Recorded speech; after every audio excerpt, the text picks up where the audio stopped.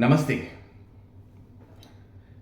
India Pakistan వార్ని ఆపడానికి మన విన్న న్యూస్ డొనాల్డ్ ట్రంప్ ఆయనకైనా చెప్పుకుంటున్నట్టు డొనాల్డ్ ట్రంపే ఇండియాతోటి పాకిస్తాన్ తోటి ఒక ట్రైలేటరల్ డిస్కషన్ని రేస్ చేసి ఇండియా పాకిస్తాన్ మధ్యన ఒక సీజ్ ఫైర్ ఎన్వైర్న్మెంట్ని క్రియేట్ చేశాను అని చెప్పిన విషయము అక్షరాల సత్యం.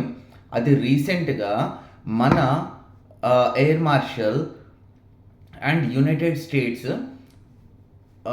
మినిస్ట్రీ ఆఫ్ డిఫెన్స్ తోటి జరిగిన చర్చల్లో ఈ విషయం అనేది చాలా స్పష్టంగా క్లియర్గా అర్థమైంది.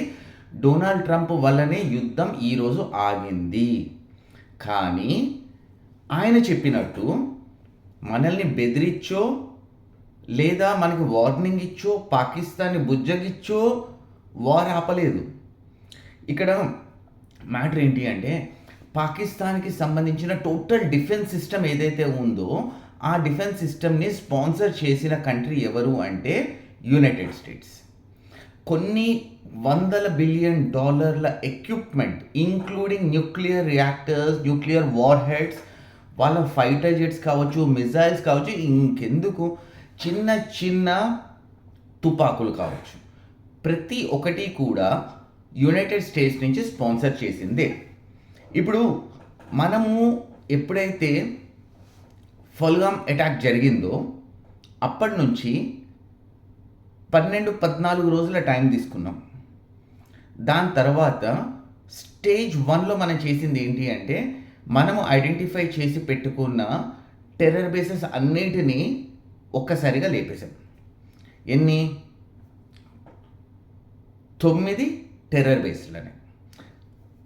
దాని తర్వాత పాకిస్తాన్ కాలిన తర్వాత వాళ్ళు ఏం చేశారు? ఆటోమేటిక్గా మన మీద ఒక రిటాలియేషన్ని ప్లాన్ చేసి అటాక్ అన్నది చేయడానికి ట్రై చేశారు.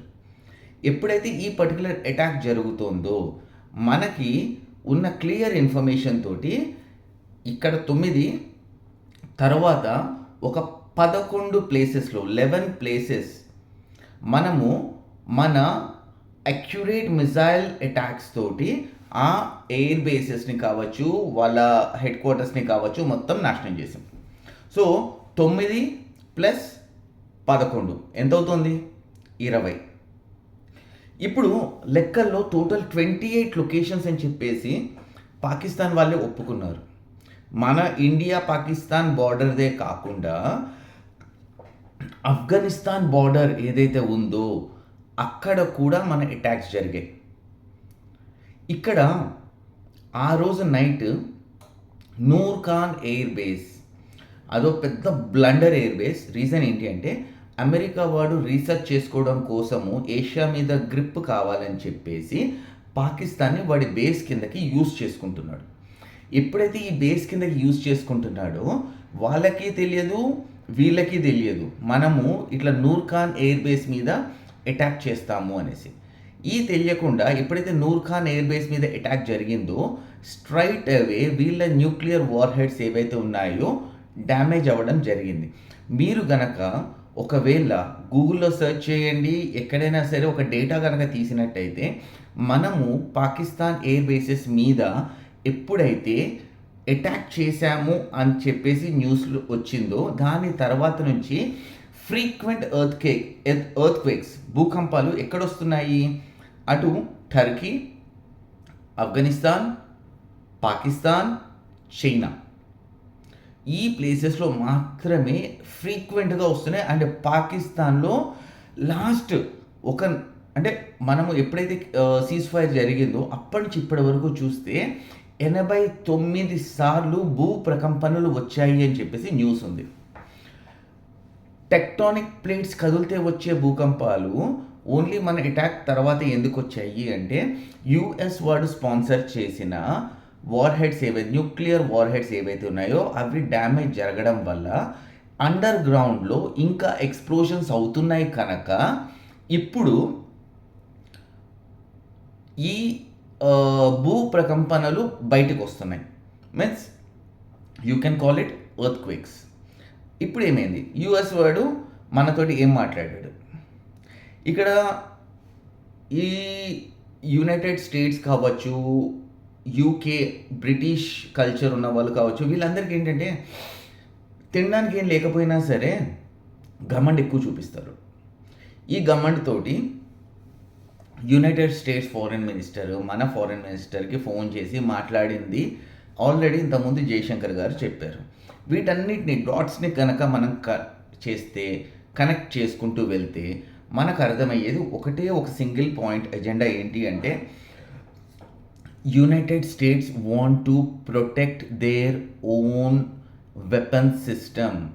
ఇప్పుడు ఏమవుతుంది, ఇప్పుడు అయితే మనము న్యూక్లియర్ వార్ బేసెస్ వాళ్ళు ఎక్కడైతే దాచిపెట్టారో దానిపైన మన మిసైల్స్ కావాలని వెళ్ళాయా, మనం వేసినప్పుడు అవి అక్కడ ఉన్నాయా అన్నది పక్కన పెడితే, అవి ఎప్పుడైతే డ్యామేజ్ అవ్వడం స్టార్ట్ అయిందో యునైటెడ్ స్టేట్స్ $100 బిలియన్ నష్టపోతుంది అని చెప్పి పాకిస్తాన్కి స్ట్రైట్ అవే ఫస్ట్ వార్నింగ్, ఇండియాతోటి వార్ కోసము F-16 air crafts, J-37 air crafts use చేయడానికి వీల్లేదు అనేది ఒక క్లియర్ ఇన్స్ట్రక్షన్. సో పాకిస్తాన్ ఏం చేసింది, ఈ ఎయిర్ క్రాఫ్ట్స్ని సేవ్ చేసుకోవడం కోసం తీసుకెళ్ళి ఆఫ్ఘనిస్తాన్ బార్డర్ దగ్గర ప్లేస్ చేసుకుంది. Point number 1. సెకండ్, ఎక్కడైతే న్యూక్లియర్ రియాక్టర్స్ డ్యామేజ్ అయినాయో, వార్ హెడ్స్ డ్యామేజ్ అయినాయో దాన్ని రిపేర్ చేసుకుని టోటల్ సిస్టమ్ని పాకిస్తాన్ నుంచి మళ్ళీ యునైటెడ్ స్టేట్స్కి షిఫ్ట్ చేస్తుంది. ఈ డేటా మీరు కావాలి అనుకుంటే పాకిస్తాన్ ఎయిర్ బేస్లోకి అంటే ఎయిర్ స్పేస్లోకి, పాకిస్తాన్ ఎయిర్ స్పేస్లోకి ఏ ఎయిర్ క్రాఫ్ట్స్ ఎప్పుడు వచ్చాయి అన్న డేటా అనేది మనకి క్లియర్ కట్గా ఇంటర్నెట్లో కనిపిస్తుంది. ఒక్కసారి కనుక అబ్జర్వ్ చేస్తే పాకిస్తాన్ నుంచి లేచిన ఫ్లైట్లు, కొన్ని వందల ఫ్లైట్లు non civilian aircrafts, non passenger aircrafts united స్టేట్స్లో ఎందుకు ల్యాండ్ అవుతున్నాయి అన్న క్వశ్చన్కి మనకు ఇక్కడ ఆన్సర్ ఉంటుంది. ఏంటి అంటే మోస్ట్ అడ్వాన్స్డ్ టెక్నాలజీ ఉన్న ఆర్టిలరీ, మిజైల్స్, వెపన్స్ మీరు ఏదన్నా తీసుకోండి, యునైటెడ్ స్టేట్స్ పాకిస్తాన్ నుంచి వెనక్కి తీసుకుంటోంది. ఇదే కమ్యూనికేషన్ ఇండియాకి ఇవ్వడం జరిగింది.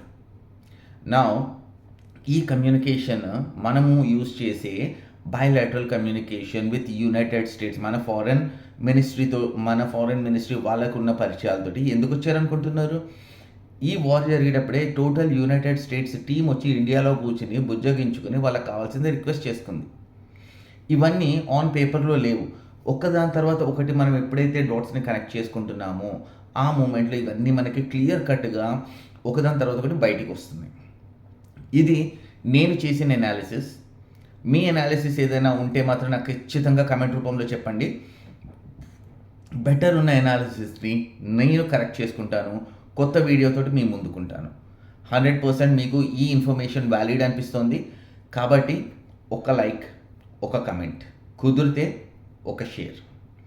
రీచ్ అవ్వాల్సిన పీపుల్ చాలామంది ఉన్నారు కాబట్టి మీ సపోర్ట్ ఎక్స్పెక్ట్ చేస్తున్నాను. Thank you so much. జై హింద్.